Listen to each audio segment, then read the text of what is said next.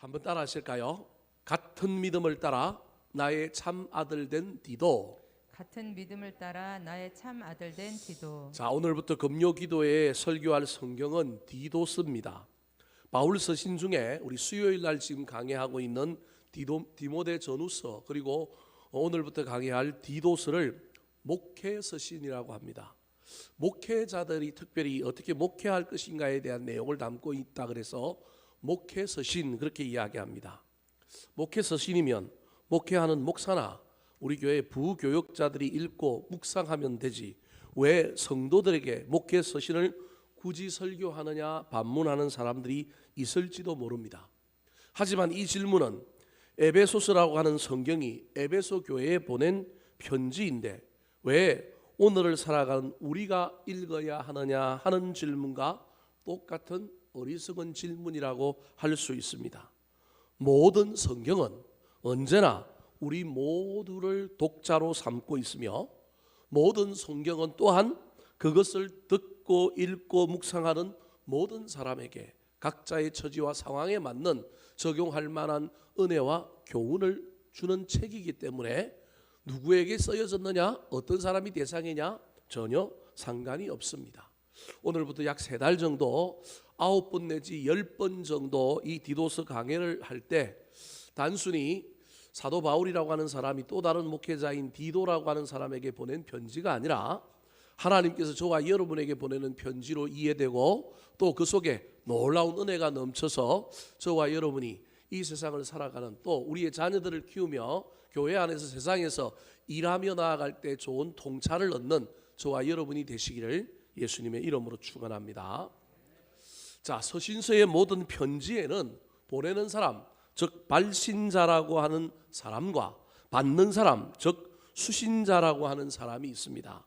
서론에서 이미 말씀드렸지만 디도스라고 하는 성경은 누가 써서 보내느냐 하면 사도 바울이 써서 보냅니다. 발신자가 누구냐 하면 사도 바울입니다.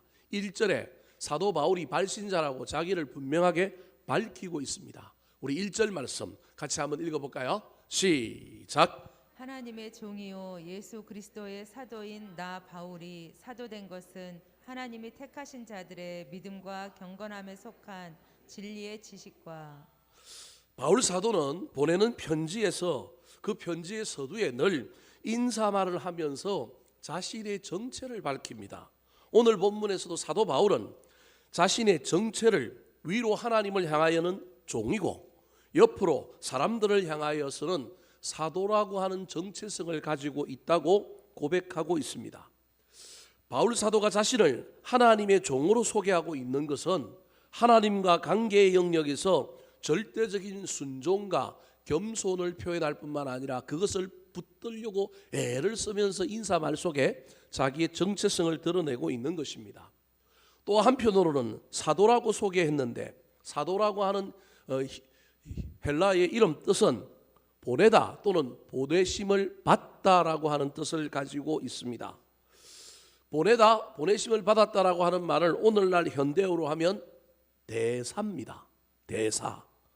왜 사도 바울이 위로 하나님을 향하여 나는 종이다라고 하는 겸손의 표현을, 겸손과 순종의 표현을 쓸 뿐만 아니라 옆으로 사람들을 향하여는 사도라라고 하는 말을 쓸까요? 이유가 여러 개 있지만 분류를 해보면 크게 2가지로 나눌 수 있는데, 하나는 자기가 복음의 사역을 전하는 데 있어서 복음을 전하는 데 있어서 예수님의 12사도는 그 예수님과 함께 했다라고 하는 것 때문에 전하는 말씀의 무게감이 다르고 받아들이는 사람이 벌써부터 수용하고자 하는 마음을 가지고 받아들이는 거예요. 그런데 예수님의 12사도의 반열에 누구는 안 들었느냐 하면 바울 사도는 없었단 말이에요.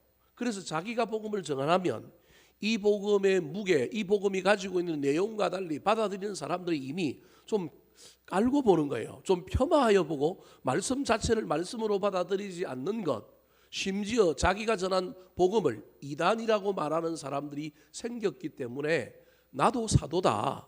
내가 12사도에는 없었지만 예수님께서 다메섹 도상에서 내가 핍박자로 믿는 자들을 핍박하러 갈 때 빛 가운데 나타나셔서 나를 사도로 삼아 주셨다라고 하는 사도권의 항변을 이하여 사도라고 표현하는 하는 부분이 있습니다. 그런데 그것보다는 사도 바울이 자기를 사도라고 이야기할 때는 보내신 분을 의식하면서 보냄을 받은 대사로서 자기에게 주어진 명확한 한계 속에서 말씀을 전달하는 자신의 사명을 잘 감당하고 겸손하고 충실하게 하고자 하는 열망이 담겨 있는 표현입니다. 단순히 나도 사도다, 내 말도 좀 알아줘라라고 하는 의미보다는 사도의 뜻이 보내심을 받았다, 보냈다, 오늘날 지금 대사란 말이에요. 대사가 자율권이 어느 정도 있기는 하지만 그래도 그 대사는 반드시 대통령에 뭘 들고 가야 돼요? 친서를 들고 가야 된단 말이에요. 그걸 본인이 나중에 볼펜을 갖고 찍찍 끄고 바꿀 수 있어요? 없어요. 명확한 업무의 한계, 명확한 전달해야 될 말 변개하지 말고 자기에게 어느 정도 주어진 권한은 있지만 그럼에도 불구하고 한계가 젖어 있는 상태에서 대사는 본국의 대통령의 명령과 지휘를 받아서 자기에게 주어진 권한의 한계 속에서 겸손하게 원문을, 원래의 메시지를 훼손하지 않고 전해야만이 그게 진짜 대사입니다. 대사가 대통령하고 뜻과 달리 자기 마음대로 하고 뭔가를 약속하고요 막 다른 말을 한다? 그러면 그 대사는 경질해야 합니다. 그건 옳은 대사가 아닙니다. 사도 바울이 자기를 사도라고 표현할 때 오늘날 용어로 치면 대사인데 그 의미 속에는 난 하나님의 명령을 받아서 전달하는 사람입니다. 나는 가감하지 않는 사람입니다. 나는 하나님의 명령을 받는 사람입니다. 나는 하나님이 나한테 정해준 그 안에서 교만하게 넘치지도 않고 다른 복음을 말하지 않고 나는 받은 메시지만을 잘 전달하겠습니다라고 하는 자기 고백이 이 안에 있는 거예요. 그래서 위로는 하나님을 향하여 내가 종이다, 난 하나님의 음성을 듣는 겸손한 순종의 사람이 되겠다라고 하는 자기 정체성의 표현 종뿐만 아니라 사람들을 향하여도 내가 존경을 받고 내가 인지도가 높고 내가 유명해져도 난 말씀에서 벗어나지 않겠다. 나에게 주어진 역할에서 내가 넘치지 않겠다. 난 받은 말씀만 전달하겠다. 나는 하나님을 가리키는 손가락일 뿐이지 사람들이 나를 보면 난 빨리 손을 내리겠다라고 하는 겸손의 의지가 이 사도라고 하는 용어 안에 달려 있습니다. 사도 바울의 종과 사도라고 하는 이 정체성은 오늘을 살아가는 목사인 저뿐만 아니라 신앙생활을 하는 우리 모든 그리스도인들에게 시사점을 주는 아름다운 교훈이라고 할 수 있습니다. 그러므로 저와 여러분은 사도 바울처럼 정체성을 가져야 합니다. 각자가 나름대로 우리 주님께로부터 받은 정체성이 있어야 합니다. 하나님과 나 사이의 정체성, 그리고 그 정체성에 근거하여 내가 가정에서, 내가 교회 안에서, 내가 다른 사람들과의 관계에서 나만의 정체성을 가지고 있어야 합니다. 정체성을 잃어버리거나 정체성이 흔들리면 곤란합니다. 왜냐하면 필연적으로 어떤 삶을 살아야 할지, 어디로 가야 할지, 뭘 해야 될지 모르기 때문에 방황하고 헤맬 수밖에 없습니다. 사랑하는 성도 여러분, 저와 여러분의 인생 가운데 우리는 우리 자신을 뭐라고 규정지어야 할까요? 하나님을 향하여 나는 누구라고 말해야 될까요? 저와 여러분이 세상 사람들을 향하여 관계 맺으며 살아가는 데 있어서 나의 귀중한 정체성은 무엇일까요? 아직 그것이 발견되지 않고 아직 그것이 여물어져 가고 익어가고 있다면 우리 하나님 앞에, 하나님, 사도 바울은 종과 사도라고 하는 정체성을 가지고 있었는데 나에게도 내가 흔들리지 않고 붙들고 달려갈 수 있는 정체성을 주십시오라고 기도하며 나아가는 저와 여러분이 되시기를 예수님의 이름으로 축원합니다. 그렇다면 종과 사도의 정체성을 가진 사도 바울은 지금 이 디도스라고 하는 편지를 누구에게 보내고 있습니까? 제가 이미 질문에서 대답을 했잖아요. 누구에게 보내고 있어요? 디도에게 보내고 있습니다. 이 편지의 수신자는 디도입니다. 발신자는 사도 바울이요, 수신자는 누구냐 하면 디도입니다. 그런데 이 디도를 그냥 디도라고 설명하지 않고 그 앞에 뭘 붙여놨느냐 하면 수식어를 붙여놨어요. 자, 이 편지의 수신자에 대한 내용이 4절에 나옵니다. 같이 한번 읽어볼까요? 시작. 같은 믿음을 따라 나의 참 아들 된 디도에게 편지하노니 하나님 아버지와 그리스도 예수 우리 구주로부터 은혜와 평강이 내게 있을지어다. 그냥 디도에게 편지를 보내는 것이 아니라 어떤 디도에게 보내느냐 하면 같은 믿음을 가지고 있는 디도, 수식어가 첫 번째 같은 믿음을 가지고 있는 디도라는 거예요. 두 번째가 뭐예요? 참 아들 된 디도인 거예요. 같은 믿음이라고 이야기하는 이 이야기 속에서는 사도 바울이 가지고 있었던 자기의 정체성을 누가 이어받았으면 좋겠느냐 하면, 누가 이어받아야 하느냐 하면 이미 그에게 이 정체성이 있을 가능성이 있다라는 거예요. 디도가 종과 사도라고 하는 정체성을 가지고 있는 사람, 또는 가지기를 원하는 사람, 그런 의미에서 저 4절에서 사도 바울이 디도라고 하는 사람의 수식어를 붙일 때 첫 번째로는 같은 믿음을 따르는 디도다, 그렇게 얘기하는 거예요. 저와 여러분이 같은 믿음을 따르는 사람들이 되었으면 좋겠습니다. 또 다른 수식어가 하나 있는데 그 수식어가 오늘 설교의 내용입니다. 또 다른 수식어는 뭐냐 하면 나의 참 아들 된 디도라는 거예요.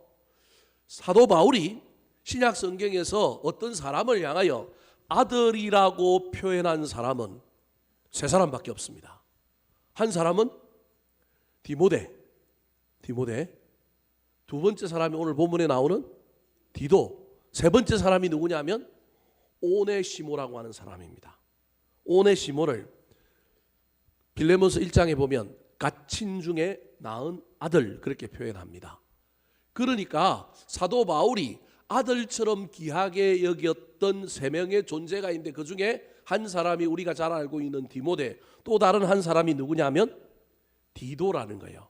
그래서 사도 바울의 수많은 동역자들이 있어요. 아주 유명한 사람들로 치면 바나바, 실라, 그 다음에 그림자처럼 늘 사도 바울이 있는 곳에 있었던 누가라고 하는 사람이 있습니다. 누가복음을 지은 사람.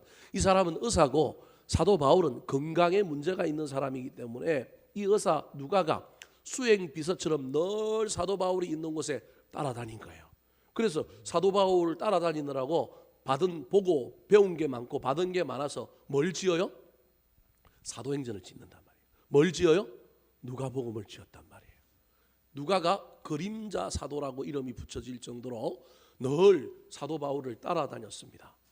바나바는 같이 선교했던 동역자고, 실라도 늘 감옥에 갇힐 때마다 함께 있었고, 모든 신약 성경의 서신서를 쓸 때마다 대부분 등장하는 사람이 바울과 실라 또는 실루아노라고 하는 사람이 이 바울의 동역자입니다. 이런 동역자들과 달리 표현이 좀 그렇기는 하지만 동역자의 바늘이라기보다는 급수가 한 단계 아래, 소위 치면 배분이 하나 낮은 단계의 두 번째 그룹에 해당되는 사람이 누구냐 하면 바울과 디모데와 디도인 거예요. 앞에 있던 사람들은 실라, 바나바, 성경을 해석하는 사람에 따라 좀 다르지만 누가, 이런 사람들은 바울의 그냥 동역자, 동년배 이런 정도라고 이해하면 되지만, 동년배가 아니라 조금 나이도 어리고 그 다음 아래 단계라고 여길 수 있는 사람 중에 사도 바울의 오른팔과 왼팔에 해당되는 사람이 누구냐 하면 디모데와 디도인 거예요. 사람들이 편지를 쓰거나 글을 쓰거나 어떤 호칭을 이야기할 때 앞에 내세우는 사람을 조금 더 낫다라고 평가하는 동양적인 사고가 우리에게 있습니다. 그래서 이름을 어디에 누가 이름이 앞에 나오느냐, 요거 갖고 교회가 시험 들기도 합니다. 주보에 장로님들 명단을 게재하거나 요람에 뭘 나오거나 어디 나올 때마다 요거에 신경을 써갖고 앞에 내 이름이 나와야 되는데 안 나왔다 그러면 그럼 골치 아픕니다. 우리 교회는 제가 알려드리겠습니다. 우리 장로님들은 임직받은 순서, 나머지 권사님들이나 안수집사님들은 가나다 순입니다. 오해하지 말고 막 누구는 앞세우고 누구는 이랬느냐 그러지 마시고 여러분 딱 이해를 그렇게 해주시면 됩니다. 은퇴 장로님들은 은퇴한 순서 이해되십니까? 네, 그렇게 이해하시면 됩니다. 그래서 혹시 아무것도 아닌 비본질적인 건데 이런 것 때문에도 마음이 상하고 시험에 들 수 있는 것이 우리 연약한 인간이기 때문에 제가 예방주사 차원에서 여러분에게 이야기하는 거예요. 디모데와 디도를 이야기할 때 누가 앞에 나온다고요? 디모데가 앞에 나오는 거예요. 그래서 많은 사람들이 디모데가 훨씬 더 디도보다 바울의 총애를 받았고 훨씬 더 능력이 뛰어나고 훨씬 더 성경적으로 위대한 인물이다라고 생각하는 사람들이 많아요. 보통 디모데를 앞에다 이야기하니까 근데 저는 개인적으로 오늘 설교하면서도 여러분에게 말씀드리겠지만 저는 개인적으로 굳이 오른팔 왼팔을 따진다고 한다면 저는 사도 바울에게 오른팔은 디도였다고 자랑스럽게 저는 증거하고 싶습니다. 디모데가 못하다 그런 얘기가 아니라 두 사람을 그냥 비교한다고 하면 조금 더 경중이 있고 조금 더 바울에게 또 바울의 복음 사역에 훨씬 더 많은 지대한 공헌을 한 사람 굳이 따진다면 51대 49로 저는 51점을 누구에게 주고 싶으냐 하면 일반 사람들의 평가와 달리 디도에게 주고 싶습니다. 왜 디도에게 줄 건지 이제부터 이제 설교 중에 설명하면 갈 겁니다. 자, 지금 제가 디도서의 개간을 하고 있는 거예요. 쓴 사람은 누구라고요? 쓴 사람이 누구라고요? 사도 바울. 받은 사람이 누구라고요? 디도.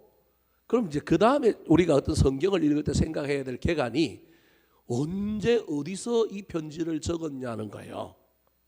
자, 디도서는 언제 적었느냐 하면 주후 63년부터 65년경에 사도 바울이 고린도라고 하는 곳에서 디도를 불러요. 고린도 지역에 있는 니고볼리라고 하는 지역에서 야 디도야 너 거기서 사역하고 있는데 나하고 같이 겨울 좀 휴가 보내고 너 나랑 좀 같이 교제하자라고 불러요. 그래서 명확하게 이 디도서를 썼던 날짜를 성경 안에서 횟수를 특정할 수 있는 성경들이 나오기 때문에 조금 이따가 설명하겠지만 주로 디도서를 언제 기록했느냐 하면 예수님 부활하신 이후에 AD 63년부터 65년경에 고린도의 니고볼리라고 하는 도시에서 사도 바울이 이 편지를 써서 디도가 있는 곳에 보내어서 디도야 편지를 받았으면 그거 읽고 난 다음에 내가 있는 고린도 지역의 니고볼리라고 하는 지역으로 와서 나랑 함께 겨울을 보내자라고 하는 표현 때문에 저 시기에 지었다고 성경학자들이 추정합니다. 자, 그러면 편지를 쓴 사람은 고린도 니고볼리라고 하는 도시에서 있었고, 그럼 이 편지를 받은 디도는 이 편지를 받을 때 어디에 있었을까요? 디도가 있었던 곳은 지중해에 있는 섬 중에 그레데라고 하는 섬에서 이 편지를 받습니다. 지금 현재로는 크레타라고 하는 섬입니다. 지중해 섬이 엄청 큰 섬이 있는데 그 섬이 뭐냐면 시칠리라고 하는 섬이에요. 그 마피아들이 살고 있는 본산 있잖아요. 그러니까 로마 밑에 시칠리라고 하는 큰 섬이 지중해에서 제일 큰 섬이에요. 그 다음에 큰 섬이 바로 스페인과 그 다음에 이 로마 사이에 있는 두 개의 큰 섬이 있는데 사르데냐라고 하는 섬과 코르시타라고 하는 섬이 두 개가 딱 있어요. 그 다음에 저 그리스 남쪽에 크레타라고 하는 섬이 네 번째로 큰 섬이에요. 그 크레타에서 조금 더 터키 쪽으로 보면 키프로스라고 하는 섬이 있는데 그게 다섯 번째로 큰 섬이에요. 지중해에 엄청 섬들이 많은데 그 섬들 중에 몇 번째 큰 섬이냐 하면 크레타가 네 번째 큰 섬인 거예요. 지금은 다리가 낮았지만 우리나라에 제일 큰 섬이 어디예요? 제주도요. 제주도. 다리도 안 낮았잖아요. 제주도. 그 다음에 큰 섬이 어딜까요? 거제도. 우리나라의 10대 섬, 7대 섬 랭킹이 있다니까 여러분 집에 가서 한번 찾아보세요. 제일 큰 섬이 제주도. 두 번째가 어디라고요? 거제도. 지금 다리가 낮아서 이제 섬은 아니지만 그래도 다리가 없다라고 하면 다리 놓기 전에 기준으로 하면 거제도예요. 거제도. 세 번째가 어딜까요? 잘 몰라요? 강화도, 진도, 완도, 안면도. 예? 이런 게 우리나라의 큰 섬이에요. 제가 왜 이걸 하고 있냐면 제가 태어난 섬이 우리나라 섬 랭킹 중에 몇이냐면 18위입니다. 18위. 그래서 18등을 애우려면 1등부터 몇 등까지 애우는 거예요. 17등까지 애우다가 기억이 가물가물해져가고 이제는 나이가 드니까 7등 정도밖에 생각이 안 나요. 안면도가 7등인가 그럴 거예요. 안면도가 그런 정도예요. 안면도도 따지고 보면 지금 육지잖아요. 근데 안면도도 들어가려면 어디를 건너가요? 다리 건너간다니까요. 다리를 건너 요즘 안면도 하고 보령하고 해저 터널이 뚫려가지고 10분 만에 간대요. 안 가보신 분들은 한번 가보셔요. 자, 무슨 얘기를 하려고 하느냐 하면 편지를 보낸 사람은 사도 바울, 편지를 받은 사람은 디도. 사도 바울이 어디서 편지를 썼느냐 하면 고린도라고 하는 그리스 지역의 니고볼리라고 하는 도시에서 편지를 썼고, 편지를 받는 디도는 어디에 있느냐 하면 크레타라고 하는 지중해 4번째 섬에 있는 거예요. 근데 이 섬이 여러분 얼마나 험악하고 얼마나 힘든 섬인지 모릅니다. 우리나라도 가장 복음화율이 낮은 지역이 어디냐 하면 영남 동부 지역입니다. 지금은 좀 다르긴 하지만 지금 울산 이런 데는 기독교가 아주 많이, 포항 이런 데는 기독교가 많이 전파되었지만 옛날에는 영남 동부 지역은 동해안을 따라가면서 쭉 이 해안가 지역은 복음이 안 들어가기로 유명한, 왜냐하면 거기는 바다 문화가 있다 보니까 미신을 많이 섬기기도 하고 그러다 보니까 복음이 잘 안전해진 곳, 그래서 거칠고요, 지역색이 강하고요, 문화가 강한 거예요. 이 크레타라고 하는 섬이 아주 거칠기로 유명한 사람들인 거예요. 게으른 사람들, 아주 막 폭력 쓰는 사람들, 그 다음에 얼마나 사기를 잘 치느냐 하면 사기꾼이라고 하는 헬라어의 이름이 뜻이 뭐냐면 크레티조예요. 크레티조라고 하는 말은 무슨 말이냐면 그레데인 사람들 이런 말이에요. 그러니까 사기꾼의 대명사가 전부 사기꾼의 제일 사기를 잘 치는 사람들이 어디에 모여 있다고요? 그레데라고 하는 섬에 모여 있을 정도로 이 지역이 엄청 힘들고 복음 전하기가 쉽지 않고 사람들은 거칠고 겉으로는 이렇게 이야기하지만 막 뒤로는 호박씨를 까고 사람들이 아주 복음 전하기가 힘든 곳인데 이곳에 지금 이 디도라고 하는 사람이 목회자로 가 있는 거예요. 그렇다면 언제 디도가 목회자로 가 있을까요? 언제 갔을까요? 이런 걸 알아야 이제 디도서를 잘 이해할 수 있기 때문에 제가 설명하는 거예요. 편지 보낸 사람 복습을 제가 이제 이거 계속 하는 거예요. 여러분에게 이제 편지 보낸 사람 누구요? 사도 바울 어디서 보낸다고요?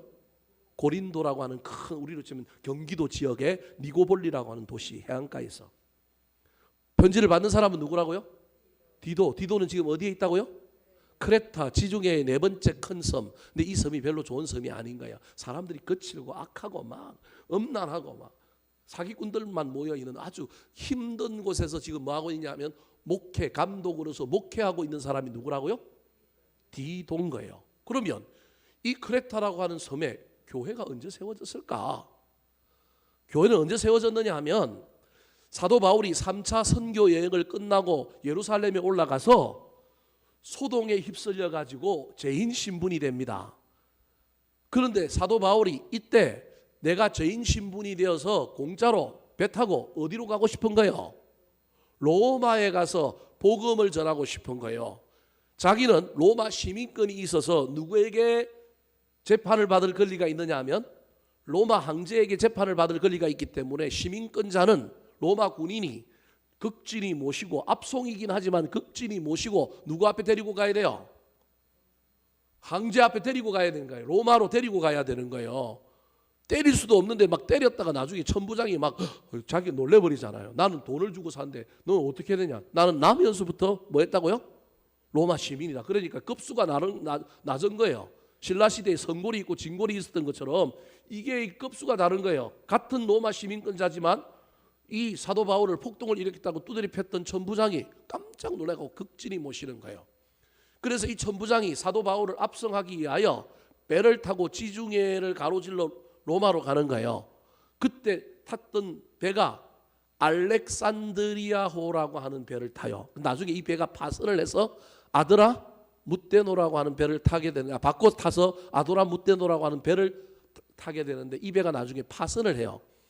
파선하여 멜리데라고 하는 섬에 갔다가 다시 이제 생명의 구축을 받고 로마로 가는데 그때 잠시 이 배가 어디를 들르게 되느냐 하면 제수 신분인 사도 바울을 압송하여 가던 로마 군인 천부장이 배를 하나 전세를 내갖고 많은 화물을 싣고 사도 바울을 제수 신분으로 호송해서 가는데 어디 앞을 지나가느냐 하면 오늘 본문에 나오는 이 그레데라고 하는 섬을 향하여 지나가는 거예요. 근데 갑자기 바람이 너무 많이 불어갖고 옛날 같으면 그냥 곧바로 갔을 텐데 못 가는 거예요. 배가 못 나가는 거예요. 못 나가니까 이 배가 원래 머물지 아니해야 될 어디에 머문 거예요?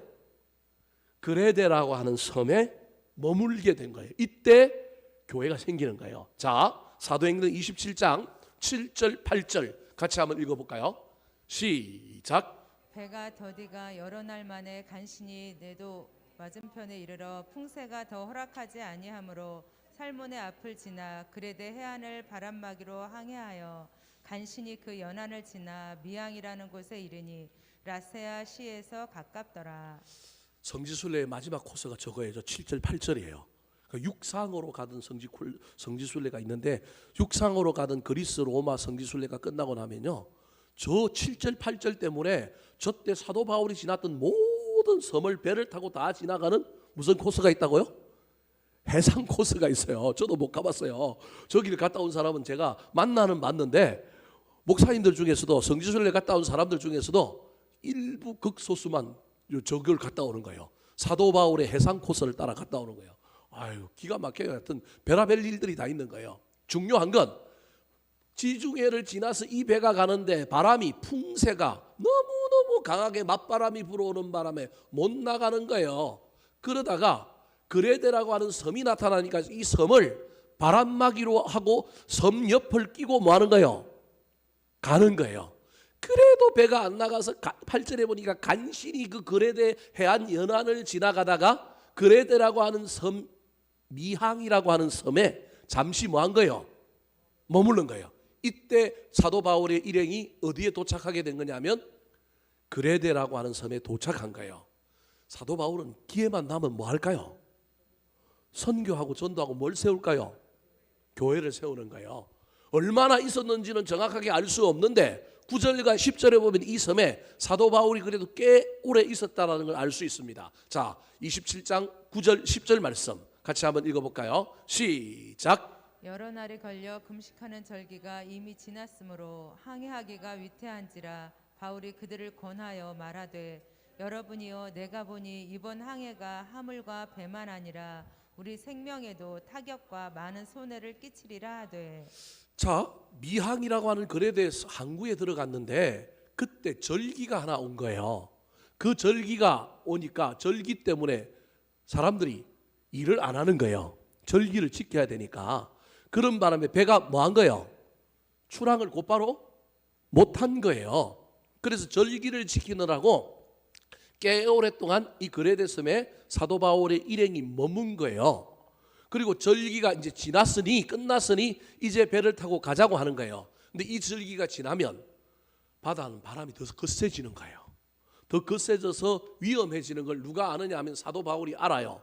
그래서 사도 바울이, 아마도 제가 보기엔 사도 바울이 이 절기를 지나는 동안에 이 그레데에서 믿는 자들에게 복음을 전하여 교회를 세워가던 중인데 떠나가야 되니까 위험하기도 할 뿐만 아니라 가고 싶지 않은 마음에 사도 바울이 사람들을 막 설득하는 거예요. 절기가 지났기 때문에, 금식의 절기가 지났기 때문에 바다의 바람이 더 불어서 우리가 이 그레데까지 오는데도 이렇게 힘들었는데 이 그레데를 통과하여 로마까지 가는 건 너무 위험하니까 여기서 좀 한 계절을 지나고 가자, 이런 식으로 사도 바울이 설득을 한 거예요. 그래서 그 설득이 10절인 거예요. 말하되 여러분이요 내가 보니 이번 항해가 하물과 배만 아니라 우리 생명도 타격과 많은 손해를 끼치겠다. 위험하니 가지 말고 좀 더 있다 갑시다. 그렇게 얘기한 거예요. 그럼 사도 바울의 말을 들으면 좋을 텐데 이때 사도 바울의 말을 안 듣고 선장의 말을 듣다가 나중에 파선을 당하고 뭐 이때부터는 그다음 누구 말을 들어요? 사도 바울의 말을 들어요. 이제 선장이 바뀌는 거예요. 이때까지는 사도 바울이 제수인데 점점점 위기를 겪으면서 하나님이 사도 바울과 함께하는 걸 보고 이제는 사도 바울이 선장의 노릇을 하게 되는 이야기가 이제 저 뒤에 나옵니다. 자, 11절과 12절 말씀, 사도 바울의 이야기는 처음에는 전혀 사람들에게 먹히지가 않았습니다. 자, 읽어볼까요? 시작. 백부장이 선장과 선주의 말을 바울의 말보다 더 믿더라. 그 항구가 겨울을 지내기에 불편하므로 거기서 떠나 아무쪼록 베닉스에 가서 겨울을 지내자 하는 자가 더 많으니 베닉스는 그레데 항구라. 한쪽은 서남을 한쪽은 서북을 향하였더라. 여러분, 어떤 섬은요, 어떤 섬은 배가 접안할 수 있는 항구를 하나만 갖고 있는 섬은 없습니다. 왜냐하면 그 하나가 파괴되거나 위험하면 또 하나 다른 걸 써야 되기 때문에. 그러니까 그레데라고 하는 섬에 원래 미항이라고 하는 항구에 지금 배가 대져 있는데 거기는 항구가 너무 작아요. 그러니까 또 다른 그레데 섬에 항구가 있는데 그 섬이 그 항구가 뭐라고요? 베닉스라고 하는 항구가 있다라는 거예요. 그래서 여기에서는 겨울을 지내기가 불편하니 우리 어디로 옮겨가자? 베닉스로 옮겨가자 하고 배를 타고 가다가 나중에 이 배가 어떻게 되는 거예요? 파선을 당하는 이야기가 이제 그 이후에 펼쳐진 거예요. 이때 사도 바울이 이 그레데 섬에서 뭘 했느냐 하면 선교를 하고 복음을 전하여 교회가 만들어졌는데 자꾸 자기 말은 안 듣고 이 배를 몰고 간 백부장과 이 로마 군인들은 가자고 그래서 이동을 하니까 교회를 그냥 내버려 둘 수가 없는 거예요. 내버려 두고 현지의 리더십이 일어나서 이어가면 좋겠는데 이때 다른 성경에 보면 특별히 디도서라고 하는 성경을 보면 디도가 남게 돼요. 사도 바울의 일행들에게 지금 함께 로마로 가는 일행 중에 누가 있었느냐 하면 디도라고 하는 사람이 있었는데 이때 저 그레데 항구에 배가 접안했을 때 복음을 전하고 교회를 만들고 난 다음에 사도 바울이 의도적으로 누굴 남기느냐 하면 디도를 남기는 거예요. 이유는 안 남기고 현지의 리더십들이 보통 다 교회를 만들어 갔단 말이에요. 데살로니가 교회 이런 것들을 다 그렇게 만들어졌단 말이에요. 그런데 이때 누가 이 사도 바울을 쫓아왔느냐 하면 유대주의자들이 쫓아와가지고 사도 바울이 교회를 만들어 놓으면 교회를 집어삼켜서 신천지처럼 산 옮기기를 해가지고 실컷 기독교로 개종시켜 놓은 사람들을 전부 누구로 만들어 버리느냐 하면 유대주의자로 만들어 버리는 거예요. 사도 바울이 전한 복음은 잘못된 복음이라고 얘기하고 이 유대주의자들이 와갖고 유대교회에서 개종한 히브리인들을 전부 다시 낙심하게 만드는 일들이 곳곳에서 벌어졌는데 이 사도 바울이 이 그레데라고 하는 섬을 출발하려고 어쩔 수 없이 일행들이 가자고 하는 바람에 출발하려고 보니까 그 유대주의자들이 들어와서 이미 뭘 하고 있느냐 하면 작업을 하고 있는 거예요. 아, 우리가 떠나버리고 나면 이 그레데 교회도 무너지겠다. 그래서 저 유대주의자들을 막기 위하여 누굴 남겼다고요? 디도를 남긴 거예요.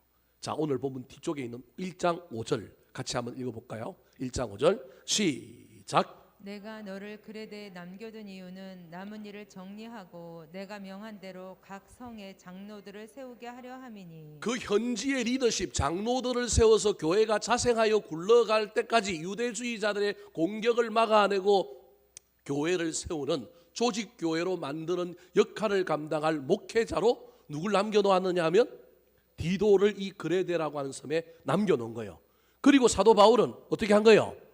로마로 압송되어 가다가 막 풍랑이 나서 배가 깨지고 뭐 멜리드라는 섬에 가서 나중에 뭐 죽어가는 사람 추장에 아버지를 살리고 뭐 이런 일을 통해 나중에 어디로 가요? 로마로 갔어요. 로마로 가서 소위 말하는 새빵이라고 하는 주택에 감옥이 너무 없으니까 그 제수로 왔기 때문에 제수를 수용해야 되는데 일반 지하 감옥 이런 데는 시민권자는 수용을 안 하고 저택 하나에 집 하나에 세를 내고 사도 바울이 얻어낸 그 새빵을 뭘로 지정해 놓은 거예요? 감옥으로 지정해 놓은 거예요. 그래서 어디만 안 나가면 돼요? 새빵만 안 나가면 돼요. 가택연금인 거예요. 그래서 여기에서 로마 황제에게 재판을 받을 날까지 뭐 하는 거예요? 기다리는 거예요. 왜 기다려야 될까요?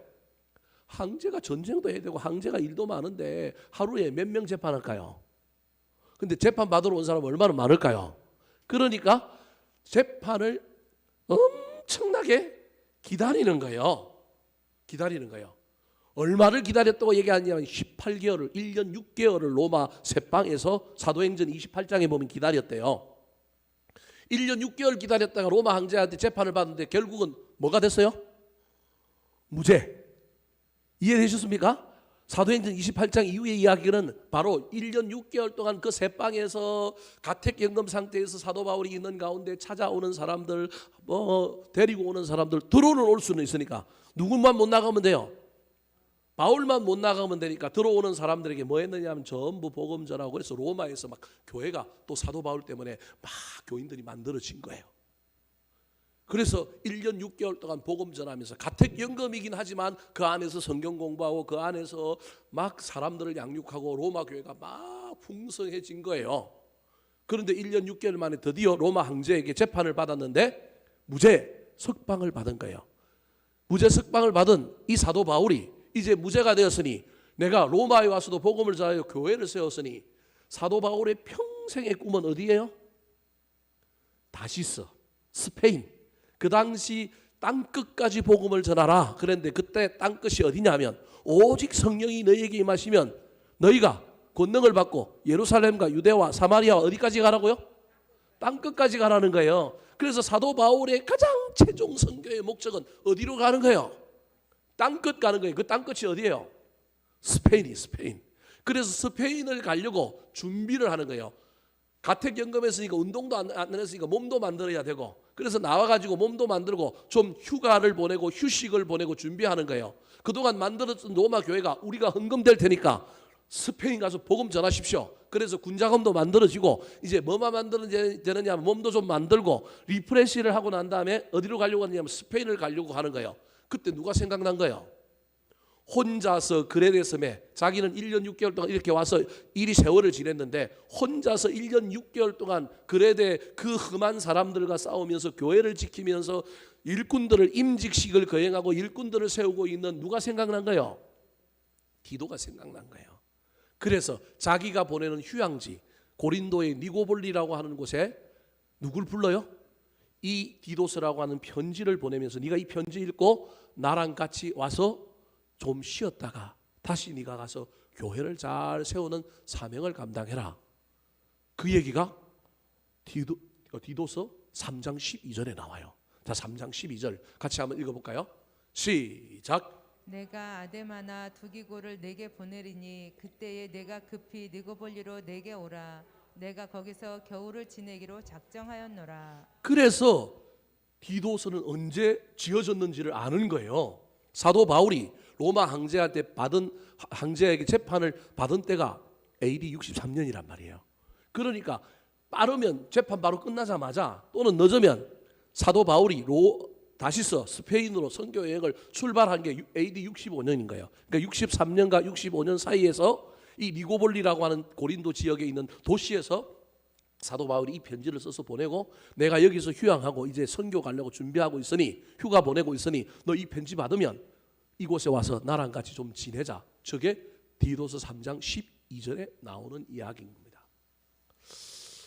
사랑하는 성도 여러분, 사도 바울이 잊고 있었던 이 디도가 너무 안타까워 너무 안쓰러운 거예요.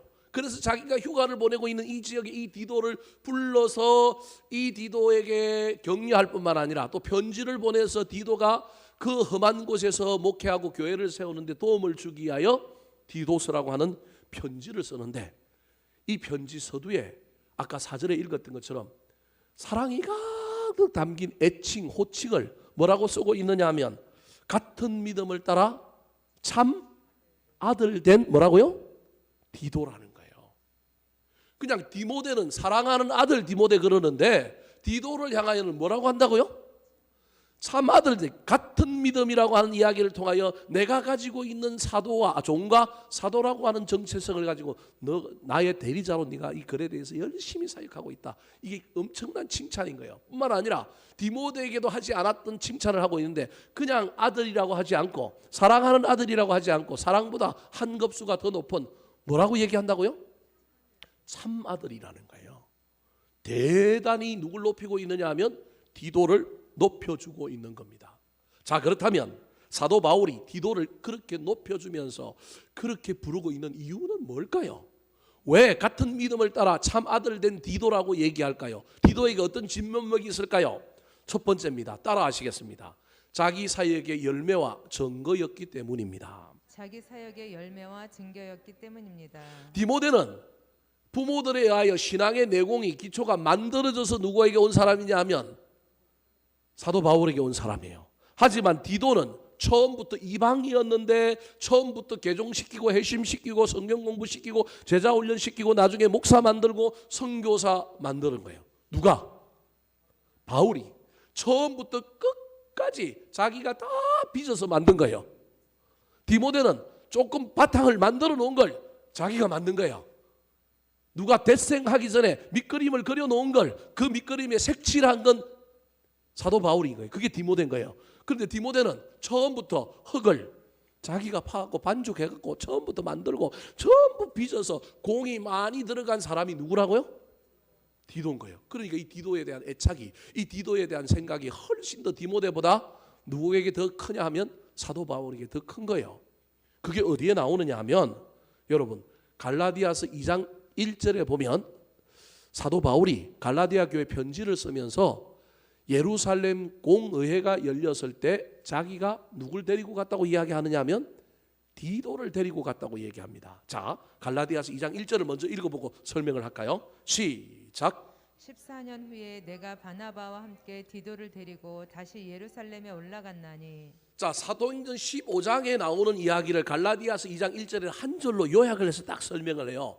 사도행전 15장에 보면 무슨 이야기가 나오느냐 하면 초대 예루살렘 교회에 교리를 결정하는 중요한 회의가 열려요. 그걸 예루살렘 공의회라고 얘기해요. 오늘날로 치면 우리나라 교단 총회가 열린 거예요. 거기에 왜 총회가 열렸느냐 하면 이방인들을 향하여 선교함에 있어서 너무 혼란이 많은 거예요. 어떤 사도는 예수 믿고 개종한 사람들을 향하여 뭘 받아야 된다고 이야기해요?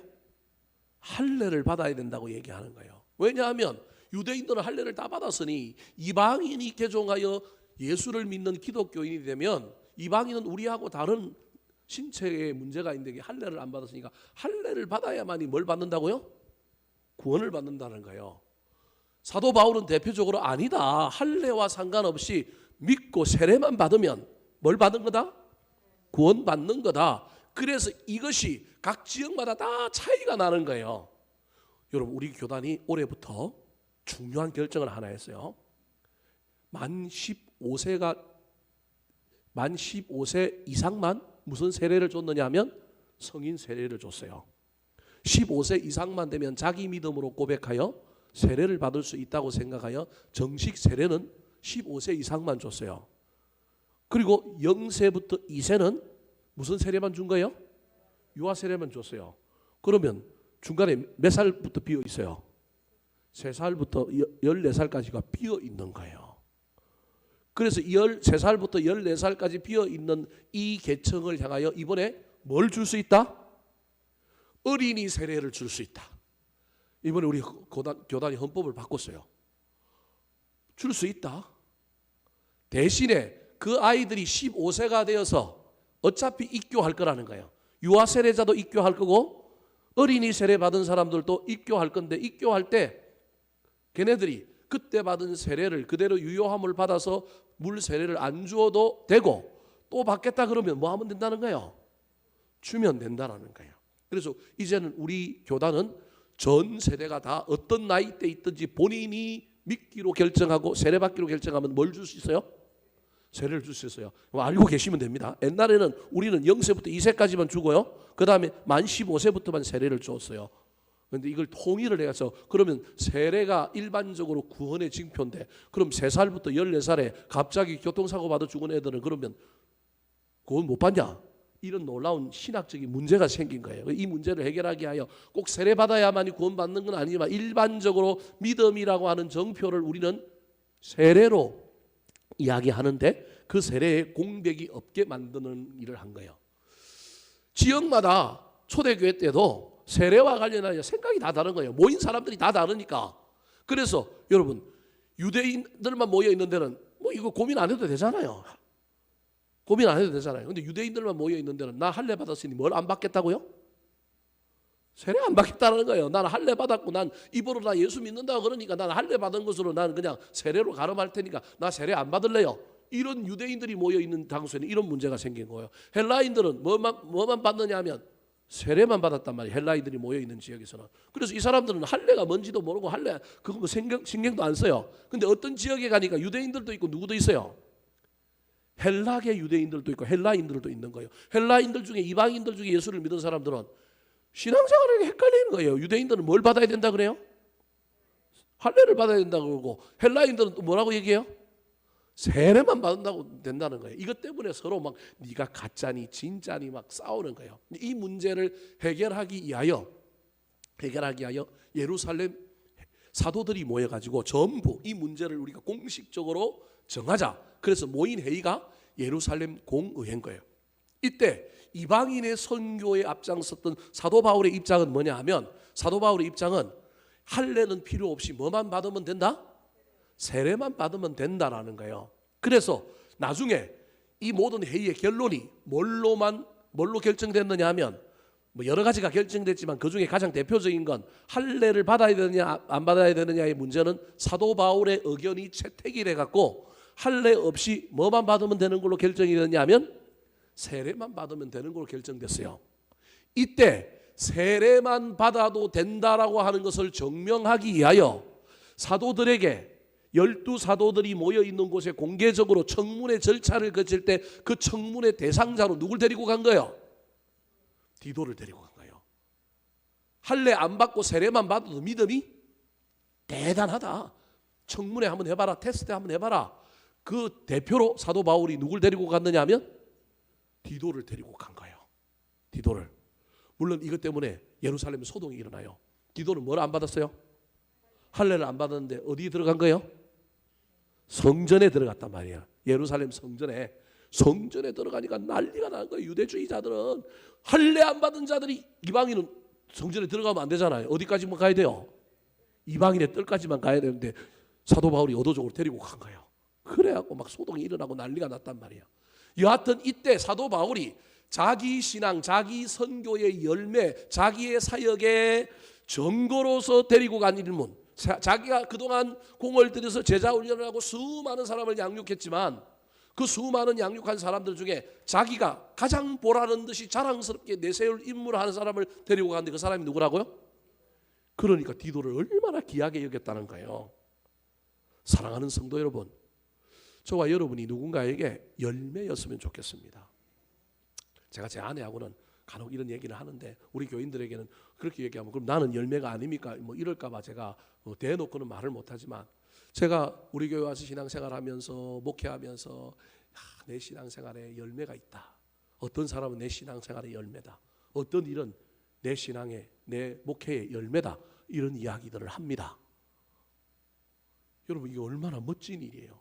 다른 사람은 그러면 아니고 다른 일은 아니냐 그런 얘기가 아니라 참 기아도 다들 충성스럽고 다들 헌신스럽고 다 좋은 일들을 많이 하고 우리 교회가 진짜 평안스럽고 지금 괜찮지만 그럼에도 불구하고 제 목회에 있어서 내가 남들에게 두드러지게 이야기할 수 있는 일, 사건, 어떤 사람들이 있다라는 거예요. 전혀 믿지 않은 사람들이 믿어서 귀한 일꾼이 되는 일들, 급격한 변화와 성장 속에 있는 사람들을 보면서 이게 저의 열매인 거예요.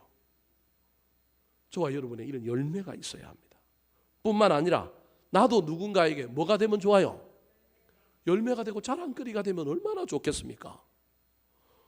누군가에게 자랑거리가 되어서 아이고 저 친구가 내 밑에 있었는데 부목사였는데 지금 담임 나가고 목회 잘한다. 괜찮다. 그렇게 자랑거리가 된다면 그것처럼 아름다운 일이 어디 있겠습니까? 디도는 그런 사람이었다라는 거예요. 사랑하는 성도님, 이 디도의 이야기를 통하여 우리도 누군가에게 같은 믿음을 따라 참 아들 된 자랑거리다. 내 사역의 내 삶의 열매다. 특별히 우리의 자녀들이 저와 여러분의 아버지의 신앙을 따라 아버지의 믿음을 따라 참 아들이 되었다. 열매가 되었다. 그렇게 자랑할 수 있는 일들이 일어나게 되기를 예수님의 이름으로 축원합니다. 두 번째, 왜 사도 바울이 이 디도를 같은 믿음을 따라 참 아들 되었다고 표현했을까요? 따라 하시겠습니다. 얼음 냉수 같은 충성된 사자였기 때문입니다. 얼음 냉수 같은 충성된 사자였기 때문이다. 자, 잠언 25장 13절에 가장 좋은 일꾼을 설명하고 있는 내용이 나옵니다. 일꾼들 중에 또는 일하는 사람들 중에 어떤 사람이 가장 멋진 사람이냐? 잠언 25장 13절에 이렇게 표현합니다. 같이 한번 읽어볼까요? 시작. 충성된 사자는 그를 보낸 이에게 마치 추수하는 날에 얼음 냉수 같아서 능히 그 주인의 마음을 시원하게 하느니라. 자, 저긴 두 가지 개념이 나오는데 하나는 충성된 사자, 일꾼은 일하는 사람은 충성된 사자여야 된다는 거예요. 또 다른 하나는 그 사자는 무슨 일을 한다고요? 또 다른 하나의 개념이 있는데 그건 뭐라고요? 얼음 냉수 같아서 마음을 뭐하게 한다고요? 시원케 한다라는 거예요. 다르게 얘기하면 뒤에 있는 걸 먼저 설명하면 얼음 냉수처럼 마음을 시원케 한다는 것은 일을 너무 시원시원하게 잘한다는 거예요. 일이 탁월하여 그 하는 일마다 사람을 주인을 너무너무 기쁘게 하는 일 잘하는 사람이다라고 하는 의미가 얼음 냉수 같아서 그 주인의 마음을 뭐하게 하느니라? 시원케 하느니라. 디도가 디모데보다 조금 더 급수가 높은 능력 있는 사람으로 이해될 수 있는 것 중에 하나는 사도 바울이 어려운 일 있을 때 누굴 보내느냐 하면 디모데를 안 보내고 누굴 보내요? 디도를 보내요. 허드렛 일, 어려운 일, 힘든 일은 다 누구를 보내느냐 하면 디도를 보내는 거예요.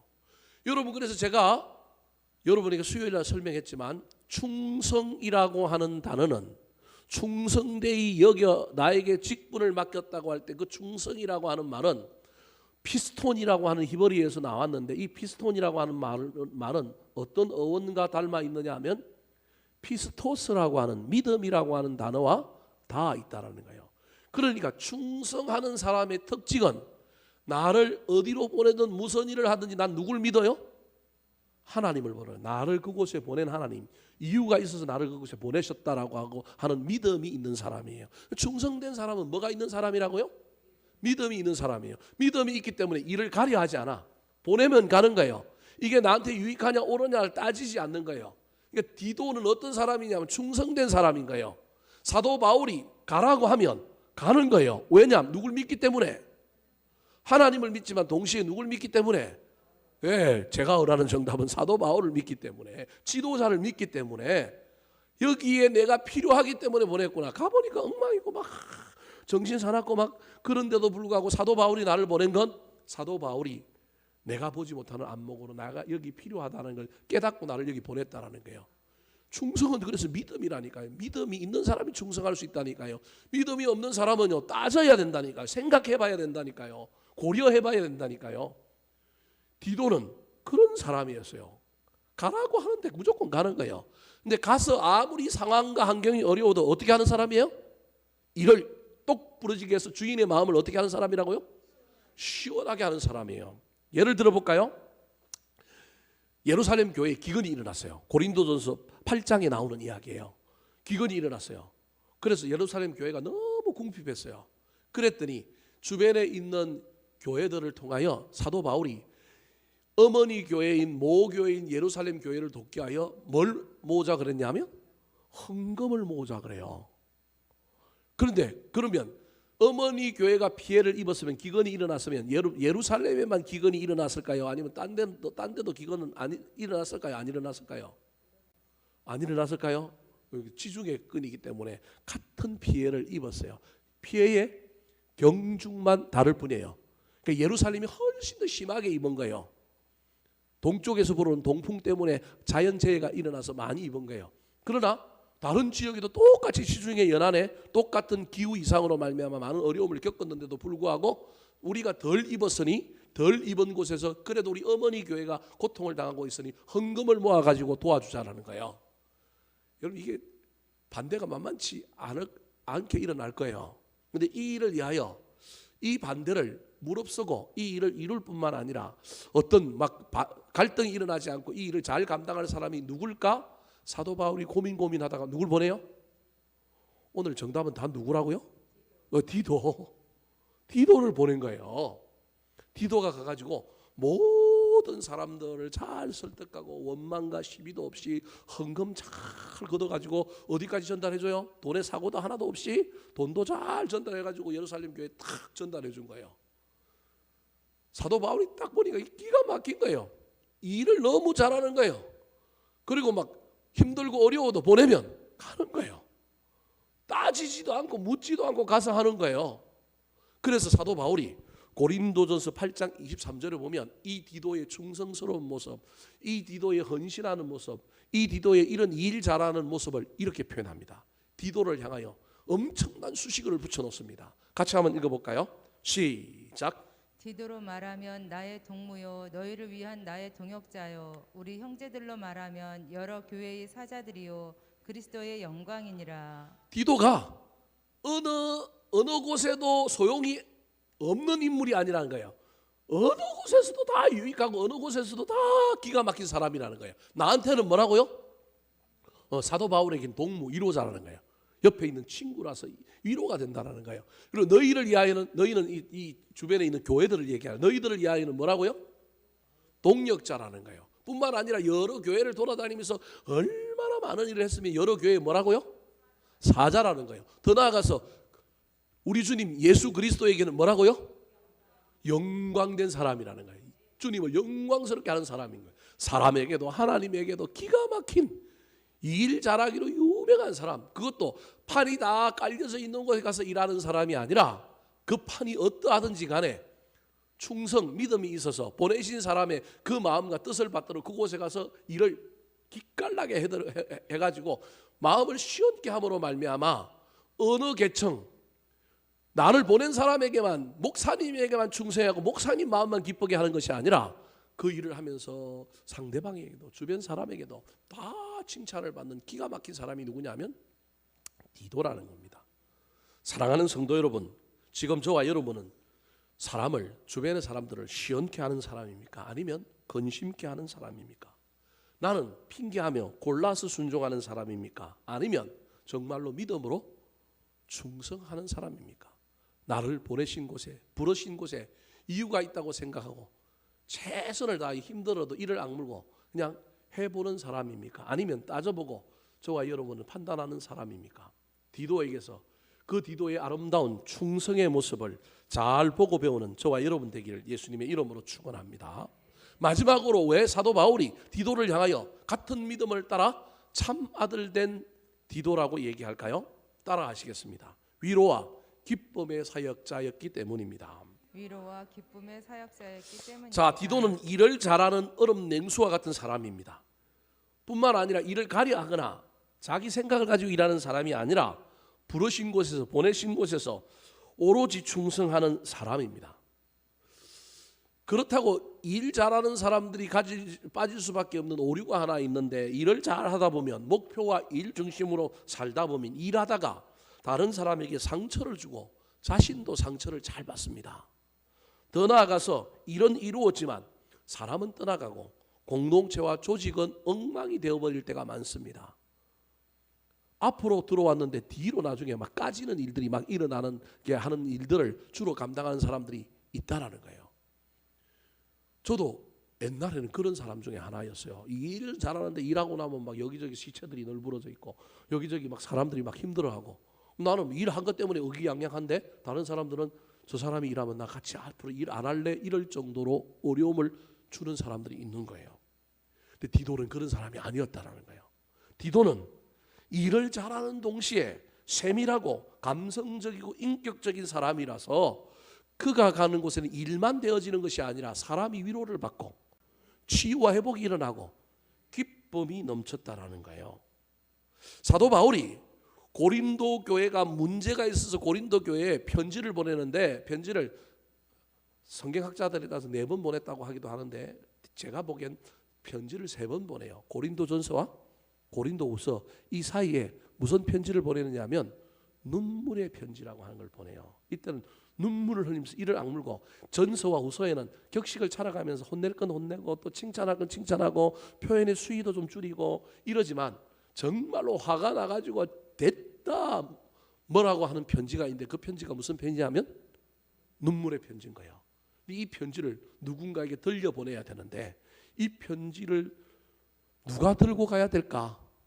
이게 전부 막 쿡 찌르는 내용만 있단 말이에요. 이때도 누구라고 했대? 정답은? 네, 디도. 사도 바울이 딱 생각한 사람은 이 편지를 갖고 가서 이 편지가 이루고자 하는 궁극적인 목적, 너희들 잘못됐어, 이거 문제야, 고쳐, 이것도 이룰 뿐만 아니라 그걸 받아들이는 사람이 순수히 동의하고 오케이하고 그걸 받아들이는 사람이 자원함으로 이 모든 일을 할 수 있게 만드는 사람, 그 사람이 누굴까? 바로 디도였다라는 거예요. 초대교회 당시 고린도 교회는 은사가 많은 교회였으나 동시에 세속적인 문제도 많았습니다. 그래서 바울은 고린도 교회를 향하여 꾸짖고 건면하는 눈물의 편지를 어떤 사람에게 들려보낼까 고민했지만 유일한 해답은 디도였습니다. 자, 고린도후서 2장 4절 말씀 같이 한번 읽어볼까요? 시작.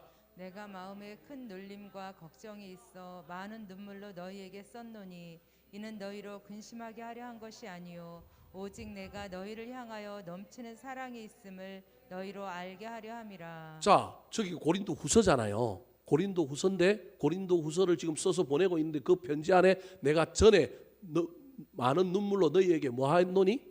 썼노니. 그러니까 이 편지보다 앞에 쓴 편지가 있다라는 거예요. 과거형 썼노니라고 쓰는 거예요. 그 눈물의 편지를 누가 들고 갔느냐 하면 디도가 들고 간 겁니다. 좋은 편지를 들고 가면 좋은 대접을 받을 수 있습니다. 그래서 칭찬하는 편지를 들고 가는 것은 쉽고 좋은 일입니다. 그러나 꾸짖고 야단하는 편지를 갖고 간다는 건 참으로 어렵고 힘든 일입니다. 그런데 이 일을 잘 감당한 사람, 목적도 이룰 뿐만 아니라 분위기도 좋게 만들고 더 아름답게 만든 사람이 누구냐 하면 바로 디도입니다.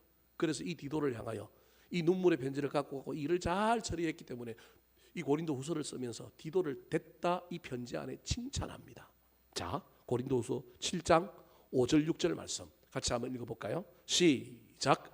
우리가 마게도냐에 이르렀을 때에도 우리 육체가 편하지 못하였고 사방으로 환난을 당하여 밖으로는 다툼이요 안으로는 두려움이었노라.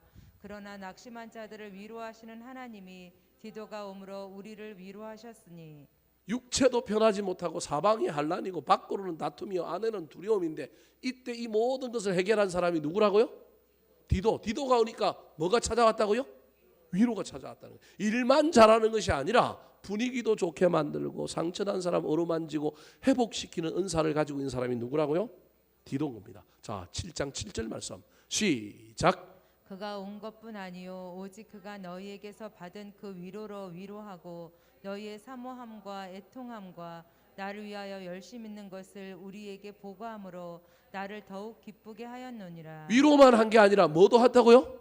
기쁘게 했다라는 거예요. 사도 바울을. 위로와 기쁨의 은사가 있는 사람이 누구냐 하면 디도인 거예요. 근데 어떻게 사도 바울을 기쁘게 했느냐 하면 고린도 교회 교인이 문제가 있는 것이 아니라 사모함과 애통함이 있고 사도 바울이야 열심히 기도하고 있다는 걸 보고하는 거예요. 여러분 좋은 것만 보고한 거예요. 부차적인 것, 공동체 큰 해악이 되는 것 굳이 그거 보고해야 될 필요도 없잖아요. 그러니까 긍정적인 눈을 가지고 사도 바울 선생의 편지를 잘 받아들여서 교회가 잘 되고 있습니다. 그 얘기를 하면서 누구도 띄워주고 있느냐 하면 고린도 교회 교인들로 띄우고 있는 거예요. 그러니까 이 디도는 일만 하는 게 아니라 편지를 받는 보고를 받는 사도 바울도 막 위로하고 기쁨을 줄 뿐만 아니라 상대방 교회인 고린도 교회 교인들도 뭐 하고 있냐면 높이고 있는 거예요. 더 나아가서 7장 13절 말씀 같이 한번 읽어볼까요? 시작. 이로 말미암아 우리가 위로를 받았고 우리가 받은 위로 위에 디도의 기쁨으로 우리가 더욱 많이 기뻐함은 그의 마음이 너희 무리로 말미암아 안심함을 얻었음이라. 저기도 보십시오.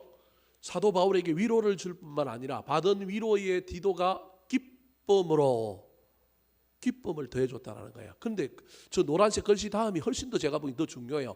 그의 마음이 너희 무리로 말미암아 뭘 얻었다고요? 안심을 얻었다라는 거예요. 그러니까 내 눈앞에 보고를 받는 상관에게만 기가 막히게 잘하는 게 아니고요. 그 보고의 대상도 뭐 하고 있느냐면 높여주는 거예요. 그의 마음이 너희 무리로 말미암아 안심함을 얻었다. 그 디도의 마음에 너희가 들어가 있고 디도가 너희들을 사랑하고 너희들을 자랑스럽게 여긴다는 마음이 안심하는 마음이 나에게도 전달된다라고 사도 바울이 이야기하고 있는 거예요. 멋진 사람이지 않습니까? 사랑하는 성도 여러분, 지금 저와 여러분은 위로자입니까? 아니면 근심과 원망과 불평을 일으키는 트러블 메이커입니까? 보는 시각에 따라 모든 건 해석될 수 있습니다. 문제가 있는 곳에서도 문제를 문제라고 말하는 것이 아니라 가능성을 보고 이야기할 수도 있습니다.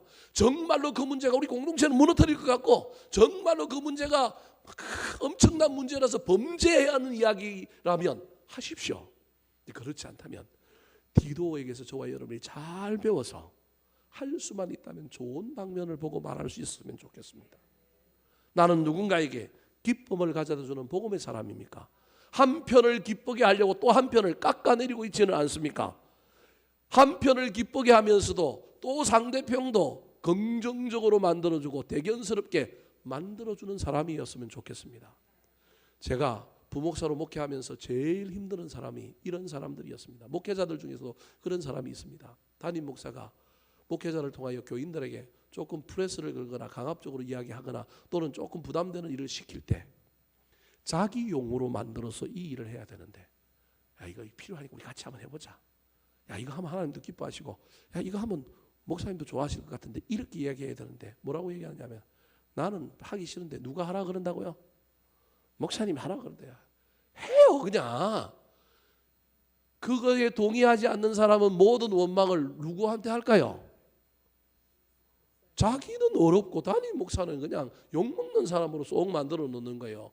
그러면 자기도 좀 괜찮고 상대방도 마음을 어루만지고 시킨 사람도 좀 면이 설 수 있도록 중간에 있는 사람이 말을 잘 해야 되지 않을까요? 이왕해야 될 일이라면 합시다. 우리가 다 어렵지만 이 일 하는 게 제가 보기엔 훨씬 더 좋을 것 같아요. 제가 앞장설 테니까 같이 한번 해봅시다. 이래야 될, 중간에 있어야 될 사람들이 이렇게 얘기하는 게 아니라니까요. 오늘날 한국 교회가 세상 속에서 하나님과 교회 세상 속에 끼어 있는데, 한국 교회가 세상을 향하여 우리 같이 해봅시다, 이렇게 한번 해봅시다, 이래야 되는데, 이건 죄야, 이건 잘못됐어, 이러니까 세상 사람들이 누구 욕해요? 교회 욕하고 하나님 욕하는 거예요. 저와 여러분 때문에 나는 쏙 빠졌어. 나도 예수 믿고 나도 하나님 자녀인데 나는 쏙 빠져갖고 나는 어렵고 나는 아무 문제 없는 사람처럼 이야기를 해요. 여러분, 자기 얼굴에 침 뱉기라니까요. 교회의 허물과 하나님의 영광을 가리는 일은 우리가 몸인데 우리가 다 피해를 입죠. 근데 그걸 모르고 그 일을 하고 있다? 근데 디도는 그런 사람이 아니었다라는 거예요. 위로하고 하나되게 만들고 화목케 하고 일도 잘하는 아름다운 사람이었다는 거예요. 그래서 사도 바울이 그 어려운 그레데라고 하는 섬에 이 디도가 있는데, 그 디도를 향하여 첫 말부터, 인사말부터 같은 믿음을 따라 나의 참 아들 된 디도다. 사랑하는 성도 여러분, 훗날 우리가 주님을 만날 때, 또는 누군가에게서 저와 여러분도 사도 바울이 디도에게 했던 이 놀라운 칭호를 우리도 듣는 사람들이 되기를 우리 구주 예수 그리스도의 이름으로 축원합니다. 한번 따라 하실까요? 같은 믿음을 따라 나의 참 아들 된 디도, 같은 믿음을 따라 나의 참 아들 된 디도, 사역의 열매와 증거가 된 사람, 사역의 열매와 증거가 된 사람, 얼음 냉수 같은 충성된 사자, 얼음 냉수 같은 충성된 사자, 위로와 기쁨을 주는 사역자, 위로와 기쁨을 주는 사역자.